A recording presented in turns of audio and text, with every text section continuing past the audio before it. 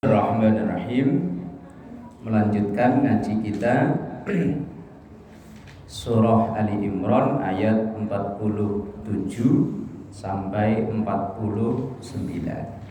Ini masih melanjutkan kisah tentang Maryam, ibunda dari Nabi Isa alaihi salam, bahwa Maryam dikabari akan punya anak. Ya Maryamu, innallaha yubashshiruki bikalimatin min husmuhul masihu Isa bin Maryam. Ketika dikabari akan punya anak itu, kemudian Maryam berkata, qalat rabbi anna yakunu li walad. Kata Maryam begini, Rabbi, Tuhanku, anna yakunu li walad, bagaimana mungkin saya ini punya anak, walam yamsasni bashar, dan sama sekali saya tidak disentuh orang, alias tidak punya suami. Apa kata orang kalau saya punya anak tapi nggak punya suami? Bagaimana caranya? Ya terus itu apa kata orang? Wong terkenal Maryam itu wanita suci, wanita baik-baik yang konon gak pernah keluar rumah, selalu di mihrabnya. Mihrab itu tempat ibadah. Lah kok tiba-tiba punya anak, wah geger dunia persilatan. Apa kata orang? Apalagi emak-emak ya. Nah, umpama ada anak perempuan pulang pesantren kok tiba-tiba punya anak, saya yakin itu wah ternyata qala kadzalikillahu yakhluqu ma yasha. Kemudian malaikat menjawab, kadzalikillah, begitulah Allah, yakhluqu, yang menciptakan makhluk, ma yasha, seperti apa yang dikehendaki. Malaikat ngejawab, Maryam, kalau Allah mau gak punya laki, gak punya suami, yo bisa punya anak. Wong Nabi Adam malah gak ada bapak, gak ada ibu. Hawa ada bapak tapi nggak punya ibu. Lah kalau sekarang loh, wallahu a'lam bishawab. Kadang ya wanita sekarang nggak mau kalah sama Maryam ya. Wes angel. Lah ini kan dialog antara Maryam dan malaikat Jibril. Malaikat, gimana kalau saya kok tiba-tiba punya anak? Tapi jawab malaikat, kadzalikillahu yakhluqu ma yasha. Yes, kalau Allah mau enggak ada yang bisa nolak. Idza qada amran fa innama yaqulu lahu kun fayakun. Idza, ketika qada Allah mengendaki amron, satu perkara, fa innama yaqulu lahu kun fayakun, maka Allah cukup mengucap kun. Kalau di Yasin kan ibu-ibu apal ya? Apa itu bunyinya? Lah iya, ujungnya fayakun, depannya loh, depannya. Lah kok kelalen loh. Lah iya, ujungnya pokoknya kun fayakun, depannya apa? Lah iya yang di Yasin dulu. Yang kan ibu baca kan ya? Apa bacanya ayo? Innama amruhu idza. Itu apa lo? Pada pura-pura ya. Pada pura-pura. Aslinya ya apal. Apal ya. Kita itu begitu, kalau ditanya apa ya, giliran dikasih ujung, oh iyalah ini. Wa innama idza qada amran fa innama yaqulu lahu kun fayakun. Kalau Allah menghendaki apapun, yaskun, jadi, fayakun, maka jadi. Enggak ada yang mustahil di muka bumi ini bagi Allah. Menurut kita manusia, menurut ilmu medis, mungkin enggak mungkin, kayaknya enggak mungkin. Tapi wong Allah mau yo jadi. Kayaknya kalau orang udah usia 50 ke atas bagi perempuan kan kayak untuk hamil lagi kan susah ya. Lah iyalah kalau Allah menghendaki. Jadi Maryam enggak punya suami. Jadi Allah mah. Nah, makanya sifat manusia itu kan sifatnya mungkin, semuanya mungkin. Kadang ada mungkin orang sakit berpenyakit, secara medis kayaknya udah nggak bisa sembuh. Secara medis kayaknya udah berat. Kalau bahasa ini mah udah stadium mentok lah, akhir. Dokter di sono kemari udah nyerah. Tapi kalau Allah ngasih kesembuhan ya sembuh, tah caranya bagaimana? Kadang malah dokternya kok yang mati. La iya idza qada amran fa innama yaqulu lahu kun fayakun. Kalau Allah menghendaki, lah ini kan kehendak Allah bahwa Maryam akan punya anak tanpa seorang suami. Waladu anna yakunu li waladu wa lam yamsasni bashar. Lah kemudian Maryam itu di apa kalau wong Jawa di dem-dem itu gini loh. Wes tenang ae. Itu apa kalau orang Indonesianya? Misalnya kalau orang lagi galau, ya kan lagi galau punya anak kok nggak punya suami kan lagi galau itu namanya. Lah kemudian di apa? Kalau orang Jawa di dem-dem ditenangin. Ditenangin ya wes. Allah menenangkan pikiran Isa dengan memberi informasi yang wa yu'allimuhul kitaba wal hikmata wat taurata wal injil. Wa yu'allimuhu, dan Allah mengajarkan, memberikan ilmu kepada Isa bin Maryam. Karena bapaknya enggak ada, maka bin ibu. Sama seperti seandainya sekarang ada orang yang mohon maaf niru kayak Maryam, punya anak nggak punya suami, ya binnya ke ibu. Tapi kalau daftar sekolah kok tiba-tiba bin ibu, yo ini yo wali kelas langsung lah ini kok bin langsung kepo. Wa yu'allimuhu, dan Allah mengajarkan kepada Nabi Isa al-kitab. Kitab di situ Nabi Isa itu pandai membaca, pandai menulis. Wal hikmata, dan hikmah itu bijak, nggak gampang marah. Nabi Isa itu ajarannya kalau kita nggak bakalan kuat. Nabi Isa itu kalau dipukul pipi yang kanan, suruh ngasih pipi yang kiri biar seimbang. Tabok kanan, no sekalian yang kiri biar imbang. Itu ajaran Nabi Isa, makanya disebut ajaran kasih. Kalau Nabi Muhammad pukul pipi kanan, kalau bisa balas, dipukul sekali balas sekali, tapi memaafkan lebih baik. Oh, itu ajaran Nabi Muhammad. Kalau Nabi Isa enggak. Nabi Isa pukul yang kiri, kasih yang kanan. Biar imbang. Kalau Nabi Muhammad itu apa namanya ya? Masuk akal. Dipukul sekali, boleh balas mukul sekali, tapi memaafkan jauh lebih baik. Tapi Nabi Isa itu hikmah. Orangnya penuh kebijakan, enggak pernah marah. Wa Taurat, dan Nabi Isa itu juga hafal kitab Taurat wal Injil, dan memang ini kitab yang diturunkan kepada beliau, ya ini kitab Injil. Lalu apakah sama dengan yang Injil sekarang? Wallahu a'lam. Wes itu bukan urusan kita. Kita hanya meyakini bahwa ada kitab yang diturunkan oleh Allah kepada para nabi sebelum Nabi Muhammad.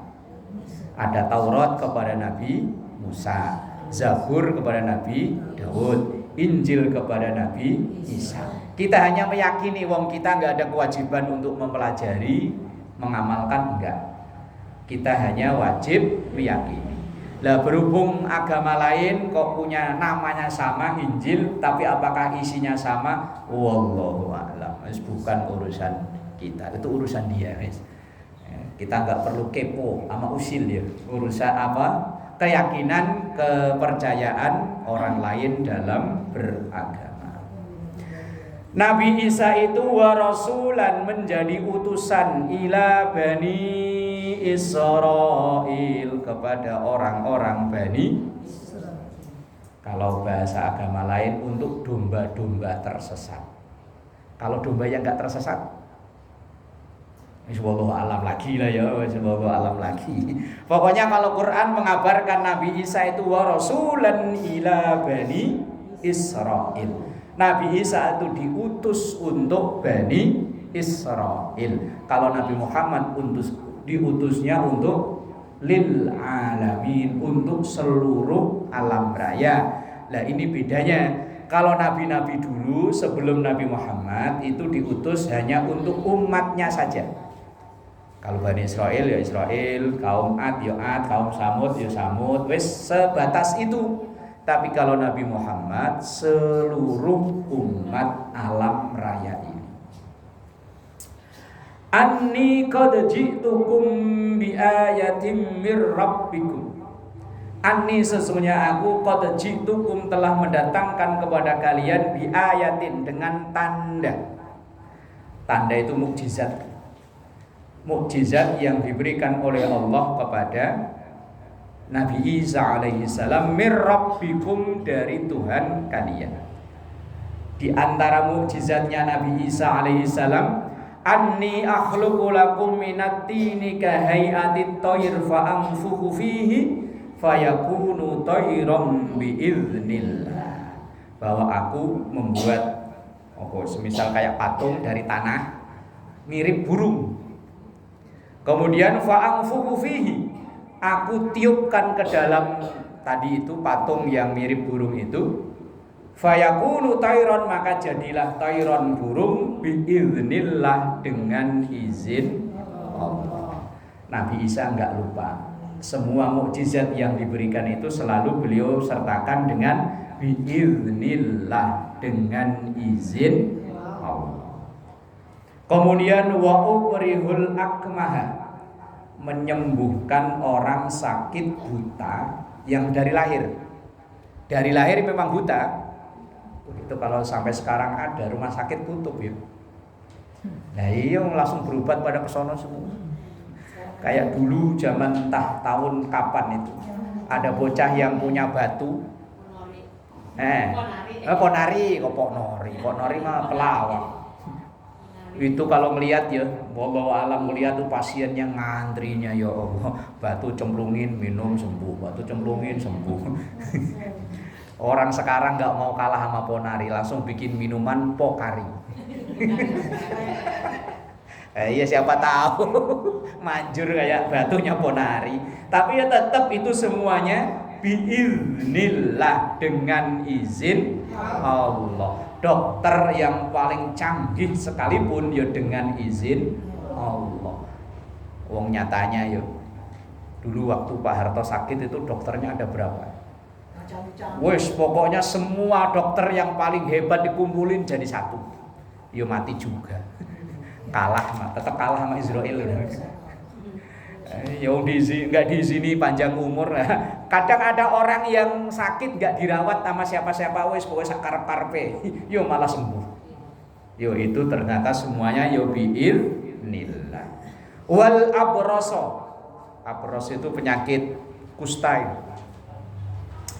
Yang konon katanya kan penyakit nggak ada obatnya yo. Kusta itu kusta. Nah, iya yang tiba-tiba ininya pada protol. Ujung jari lama-lama habis. Kan konon belum ada obatnya penyakit itu ya. Konon wallahu alam, saya bukan dokter. Kayak yang dokter mah paham, oh itu udah ada obatnya, cuma begini-begini ya kan gitu. Wal abrasa, itu Nabi Isa bisa menyembuhkan itu. Dan yang lebih serem lagi, wa uhyil mauta, menghidupkan yang mati. Wih. Berarti kalau misalnya ada yang mati dihidupin lagi. Kalau dalam tafsirnya itu ada anak gadis yang umur 10-an tahun, yang orang tuanya itu sangat mencintainya karena mungkin satu-satunya, mohon pada Nabi Isa. Akhirnya dihidupkan kembali. Tentu semuanya itu biiznillah, dengan izin Allah. Nah, mukjizat yang diberikan oleh Allah kepada Nabi Musa ini berkenaan tentang kesehatan. Tadi kan menyembuhkan penyakit buta yang dari lahir, penyakit kusta, nyidupin orang mati. Karena mukjizat itu disesuaikan dengan kondisi umat saat itu. Kalau umatnya Nabi Musa itu rata-rata kan demen kesaktian, kayak pendekar gitu. Makanya Nabi Musa mukjizatnya tentang kesaktian. Tongkat dilempar jadi ular. Tongkat buat belah laut. Jari buat giniin batu, keluar sumber mata air jadi 12. Umat Nabi Muhammad gak kalah kalau ini nih, Pak. Tembok keluar bakso air belakangnya. Kalau iya belakangnya loh. Tembok keluar air tuh. Nah, kalau Nabi Musa cuma 12. Coba kalau masjid gede ada berapa ratus? Umat Nabi Musa belah laut cuma sekali pakai. Habis umat Nabi Musa dan umatnya lewat, balik laut lagi. Surabaya Madura. Iya, Surabaya Madura itu dibelah. Yang lewat siapa aja. Orang kafir, orang Islam, orang baik, orang jahat, pol jahat bisa lewat. Oh, ternyata lebih hebat umatnya Nabi Muhammad. Nabi Sulaiman bisa terbang tapi sendirian, nggak ngajak orang. Umat Nabi Muhammad sekali terbang 300 orang. Lama berangkas-berangkasnya masuk. Iya, air zam-zam yang nyolong-nyolong diumpet-umpetin ngangkut. Nabi Sulaiman sendirian terbang, nggak bisa ngajak orang. Ternyata umat Nabi Muhammad lebih jago ya, lebih pinter. Ternyata. Lah, mukjizat yang diberikan oleh Allah kepada Nabi Isa ini menyesuaikan, karena saat itu umat Nabi Isa itu demen banget dengan ilmu pengobatan. Sampai-sampai sekelompok orang itu akan baru percaya bahwa Isa itu adalah utusan Allah kalau bisa menyembuhkan penyakit yang nggak bisa disembuhkan dokter saat itu atau tabib saat itu. Nah, kemudian Allah memberikan mukjizat wa ubrihul akmaha wal abrasa, sampai yang paling luar biasa ya wa uhyil mauta. Tapi semuanya itu biiznillah. Dan juga Nabi Isa itu wa unabbiukum bima taquluna wa ma tadakhiruna fi buyutikum. Dan juga saya kata Nabi Isa akan menjelaskan bima taquluna, dari apa yang kalian makan, wa ma tadakhiruna, dan apa yang kalian sembunyikan. Tadakhirun itu di mana apa Bu Haji? Sembunyikan ya? Simpan. Ya, sembunyikan kan disimpan ya. Disimpan kan disembunyiin ya. Diumpetin bahasa orang sini mah. Fi buyutikum, di rumah-rumah kalian. Buyut itu jamak dari kata bait. Kalau bait satu rumah, kalau buyut banyak rumah. Nabi Isa itu tahu apa yang kita umpetin, yang kita simpen di dalam rumah kita. Jadi ibu hari ini misalnya masak sayur asem, ikan asin sama sambel, tahu. Lah iya, biar disimpan di mana, di kulkas, di brankas. Nabi Isa tahu. Ibu masak apa hari ini? Saya nggak masak, dibeli nasi di warteg. Nabi Isa tahu. Nah itu wa unabbiukum bima taquluna wa ma tadakhiruna fi buyutikum.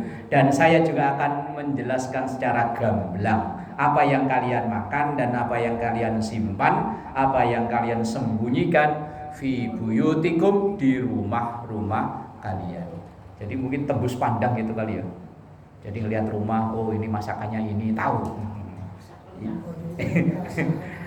Inna fi dzalika laayatan lakum in kuntum mu'minin. Inna fi dzalika, sesungguhnya dalam itu semua, Itu semua itu maksudnya mukjizat-mukjizat yang diberikan oleh Allah kepada Nabi Isa.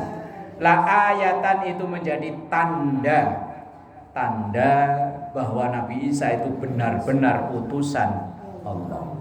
Cuma orang agama sebelah karena Nabi Isa itu punya kehebatan yang kayak begitu sampai dianggap sebagai anak Allah. Wah, gak mungkin itu kalau manusia biasa kok bisa ngidupin orang mati. Makanya sampai disebut anak Tuhan. Itu keyakinan mereka. Kalau kita tetap sehebat apapun wong itu semua juga biiznillah, maka Nabi Isa itu tetap sebagai utusan Allah, tidak bakalan naik pangkat menjadi anak Allah. Wong kita meyakini lam yalid, Allah itu tidak beranak dan tidak di keyakinan kita itu gak mungkin. La ayatan menjadi tanda lakum untuk kalian semua in kuntum mu'minin, apabila kalian benar-benar menjadi orang yang beriman. Nah ini ayat Quran kan ya ditujukan untuk kita, untuk menguatkan iman kita bahwa Nabi Isa itu tetap utusan Allah. Jangan sampai ada yang berpikiran kita umat Islam menyekutukan Allah dengan hamba dan utusannya. Nabi Isa itu abduhu, hamba Allah, wa rasuluhu, dan utusan Allah. Sampai kapanpun statusnya tetap hamba Allah dan utusan Allah. Wallahu a'lam bishawab. Al-Fatihah.